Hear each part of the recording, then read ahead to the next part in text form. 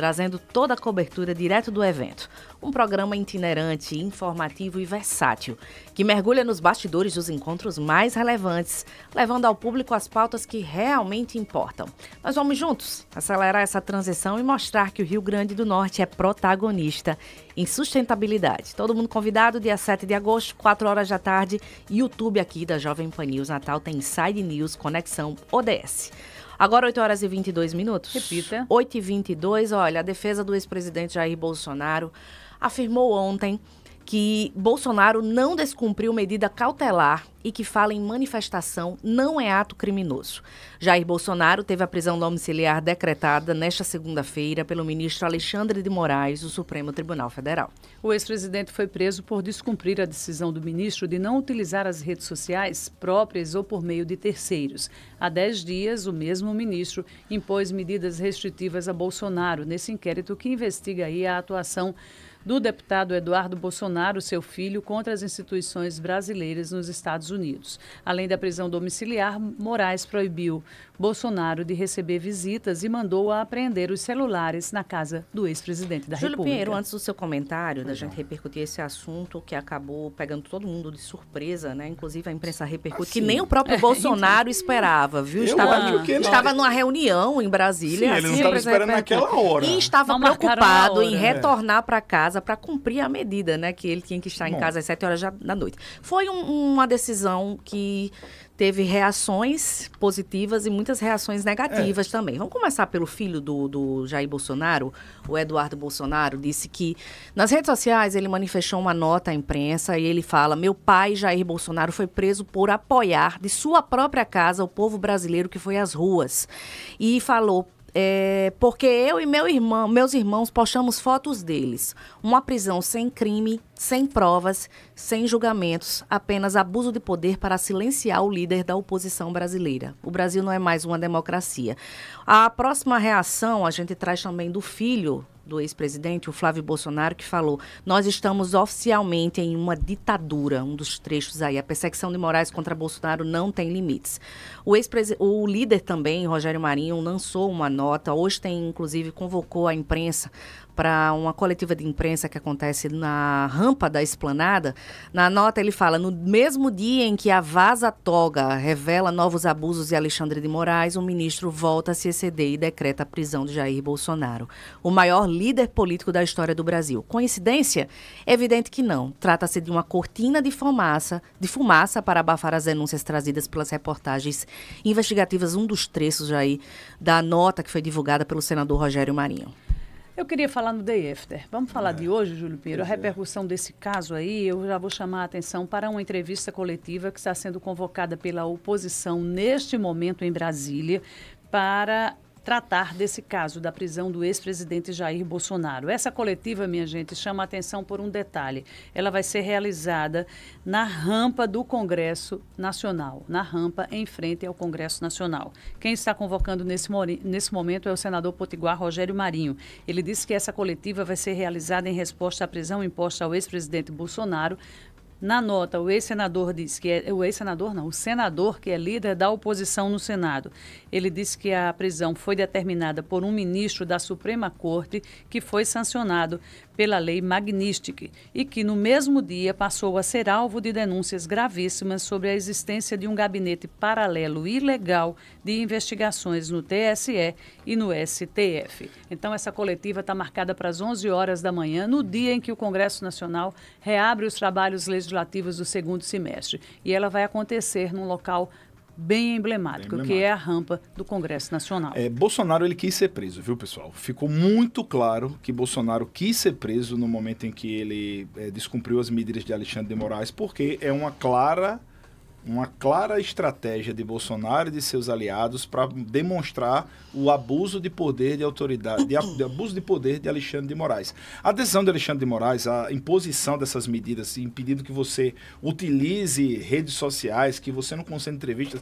é uma mordaça completa. É realmente abusiva e não tem quem diga o contrário. E Bolsonaro, sabendo disso, quis esticar mais a corda, sabendo que é uma das poucas alternativas que lhe restam, a não ser cumprir o apelo popular, na verdade conseguiu o apelo popular e tentar, de alguma maneira, fazer com que a comunidade internacional volte os olhos ao Brasil e esteja ao lado dele, o que também é muito difícil. Lógico, a gente repete, não existe no ordenamento jurídico brasileiro, isso claro, não dito por mim, porque eu não entendo absolutamente nada de direito, mas por juristas renomados, não há nenhum tipo de previsão para você suspender o uso de uma pessoa de rede social. Ele pode ser penalizado pelas declarações que eventualmente fizer, ou seja nas suas redes sociais ou de outras pessoas. Mas a utilização desses espaços, não há uma previsão que você seja impedido de fazer isso. Tudo bem que você pode ser impedido de ir para alguns lugares, isso a lei brasileira prevê, sendo que Alexandre de Moraes impediu e inovou na justiça brasileira, determinando que a pessoa fosse presa por aparecer em uma chamada de vídeo de um deputado. Isso aí realmente é muito difícil de se entender. Mas lembremos, pessoal, Bolsonaro, a gente está falando agora sobre só o final, mas tudo isso que tem acontecido com Jair Bolsonaro e seu núcleo foi plantado pelo próprio presidente. Porque é o que a gente estava conversando aqui. Se eu chegar e ficar ameaçando, cara, eu não vou bater na sua cara, não. Não, meu amigo, fique tranquilo, eu não vou bater na sua cara, não. E falar isso todo dia para as pessoas, o cara vai perguntar, você vai dar na minha cara?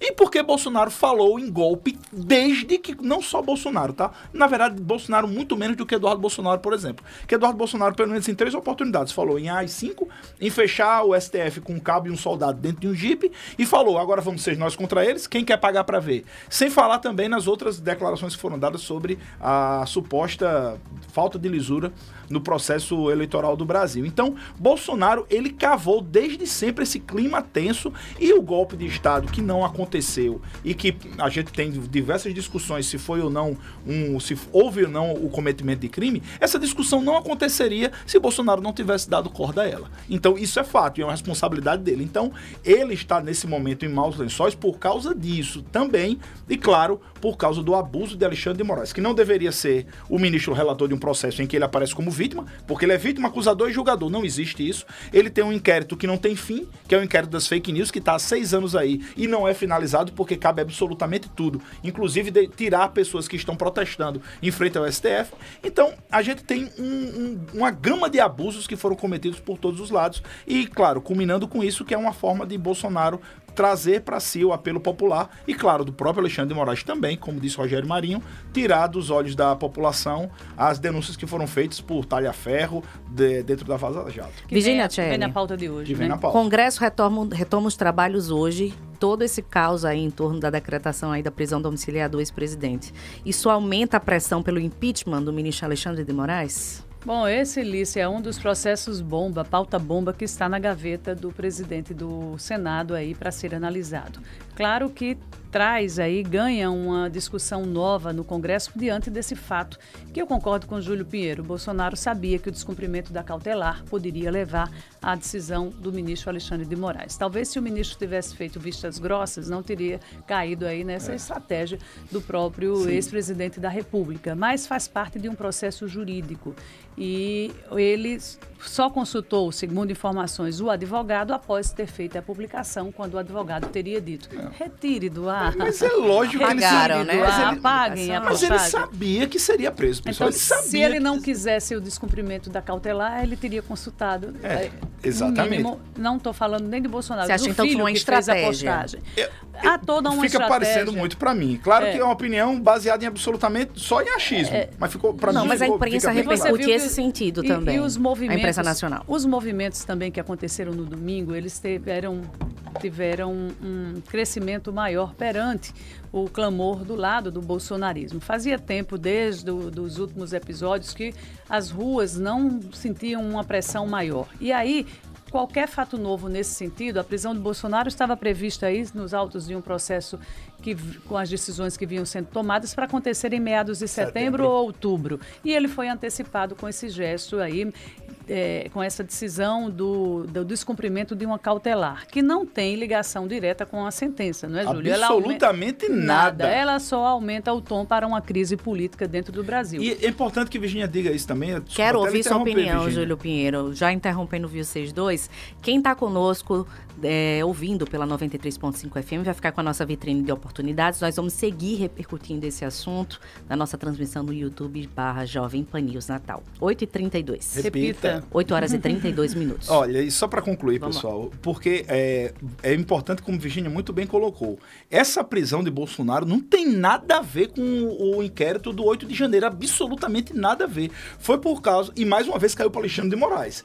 Ou caiu, ou ele trouxe para si. Porque o processo está das com fake ele, news, né? é o eterno, é o inquérito que cabe tudo. É o coração de mãe, é o inquérito coração de mãe, cabe todo mundo. E o que Alexandre de Moraes fez a partir das denúncias de que Bolsonaro e a família dele estariam influenciando os Estados Unidos com relação ao tarifaço? Ele tomou algumas medidas de maneira monocrática, a maior parte delas, e fez imposições de limites a Bolsonaro para que ele não falasse nas redes sociais, não concedesse entrevistas e de alguma forma não influenciasse uma decisão dos Estados Unidos, como se Trump só pudesse ser influenciado por Bolsonaro através de mídias sociais. Então, essa decisão de Alexandre de Moraes tem que se repetir, é importante que se diga, não está dentro do inquérito ao qual responde Bolsonaro e que tem grande possibilidade de ser, inquérito não, processo, e que tem grande possibilidade de ser preso. Vamos ver o recurso que a defesa vai apresentar diante dessa cautelar que foi cumprida ontem, né? E qual vai ser o comportamento dos demais ministros. É bom a gente contextualizar que nós estamos com uma decisão de um cumprimento de uma cautelar pós medidas e sanções que foram impostas ao ministro Alexandre de Moraes, mas que também, no primeiro momento, respingou sobre 2 outros ministros, Júlio Pinheiro, Sim. que foi a retenção aí, a proibição de entrada nos Estados Unidos, né? Sim. Que não atingiu só Alexandre de Moraes na corte. Então, a gente vai ver as repercussões e esse impacto. Quer queira ou não, nós estamos vivendo em um Brasil em que as decisões locais têm reflexos aí Você acha que dificulta o diálogo com relação ao tarifaço? Na geopolítica. Pois é. Né? O tarifaço diálogo? Sim. Olha, entre o Brasil e os Estados Unidos, né? Se ontem houve toda aquela estratégia, que, sinceramente, minha gente, entregar a questão do tarifaço, com todo o respeito ao vice-presidente da República, ao Geraldo Alckmin, me parece assim, algo que a gente não consegue enxergar um peso político e uma vontade de Mas se o presidente resolução. não tem relação diplomática com o outro presidente, então, o contrário, porque é exatamente por isso. Sim. Porque Lula, ele além de não ter uma relação... Ele faz questão de não ter, viu? Ele não piora, tá ele piora a situação. A gravidade desse assunto merecia que essa pauta estivesse sendo tratada pelo próprio presidente da República como o principal agente político do caso. E o que a gente está assistindo é que ela está entregue a Geraldo Alckmin. E quando a gente assiste as declarações do vice-presidente da República, nesse caso, Júlio, a gente não leva fé. Essa, pelo menos, é um sentimento que eu tenho. Batata. Ele é o do chuchu mesmo, não é à toa que ele é... O apelido dele é o chuchu. O apelido dele é esse. Por quê? Porque o próprio jeito do ex-presidente do vice-presidente da República de negociar, de falar, nesse momento não passaria essa necessidade urgente que o Brasil tem de resolver aí a exceção de vários produtos que ficaram fora da pauta do tarifaço. Minha gente, a gente imaginar que as frutas e que o pescado, nesse momento, que são 2 itens perecíveis, que estão aí... O sal não é perecível, né? Não? Não. A sal acho que não. Se estraga lá em casa, não. Não. Né? Mas a manga a manga estraga. Mas então é justamente isso.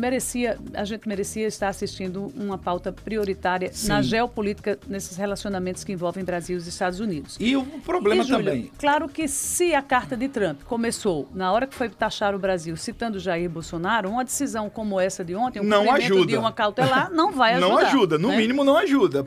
Não sei se atrapalha, mas ajudar não ajuda. E é importante que se diga também, Lula não achou ruim o tarifaço, pessoal. Lula vibrou com o tarifaço. Ninguém foi mais beneficiado com o tarifaço do que Lula.